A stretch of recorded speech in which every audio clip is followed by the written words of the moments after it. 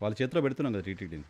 ఇప్పుడు శుద్ధ బ్రాహ్మణులను లేకపోతే దేవుణ్ణి నమ్ముకున్న ఏ కులపోళ్ళను, యాదవులను లేకపోతే అన్యమత ఎవరినైనా సరే అంటే ఏ కులపోళ్ళనైనా తీసుకొచ్చి డైరెక్టర్ గా అంటే దేవుణ్ణి నమ్ముకొని ఉంటారు. ఉమ్, కొన్ని కొన్ని కులాలు సార్ కొన్ని అసలు అచ్చంగా దేవుడి కోసమే అమ్మవారి జాతరలు అవు- చేస్తారు. అవును కొన్ని కొన్ని పల్లెల్లో అవును. కొన్ని కొన్ని పల్లెల్లో గంగమ్మ జాతరలో దళితులు అచ్చంగా దేవుడి కోసమే పొట్టేళ్ళందరికీ పూజిస్తారు. ఉమ్, వాళ్ళలో ఒకరిని తీసుకొచ్చి డైరెక్టర్ గా పెట్టండి, ఉమ్, ఒక యాదవుల్లో ఒకరిని డైరెక్టర్ గా పెట్టండి, ఉమ్, ఒక కాపు సామాజిక వర్గం ఉన్న ఒక డైరెక్టర్ గా పెట్టండి. ఉమ్, ఒక్కొక్క కులాల్ని దేవుణ్ణి నమ్ముకున్న వాళ్ళని ఒక్కొక్క డైరెక్టర్ గా పెడితే ఉమ్, తప్పు చేయాలన్నా వాళ్ళు చేయలేరు సార్. ఉమ్, ఉమ్, వాళ్ళ మనసు ఒప్పుకోకూడదు. ఉమ్. ఒకళ్ళు తప్పు చేస్తామన్నా ఆ యాదవ్ కమ్యూనిటీ వాడు ఎవరైనా ఆ కమ్యూనిటీ వాడు తప్పు చేయనప్పుడు మనం ఈ లడ్డు కాడ కకృతి పడితే ఎట్లాగా, డీలింగ్ కాడ కకృతి పడితే ఎట్లాగా అని ఎవరికి వాళ్ళకి ఒక తప్పు ఒక బాధ అనేది ఉంటది. స్వామిని మోసం దేవుడి పట్ల భయం భక్తి ఉంటది కదా, భయం భక్తి పాప ఎగ్జాక్ట్లీ భీతి ఇవి సార్. అన్నట్టు. భయం భక్తి లేని వ్యాపారస్తులని రాజకీయ నాయకులని కొండెక్కిస్తే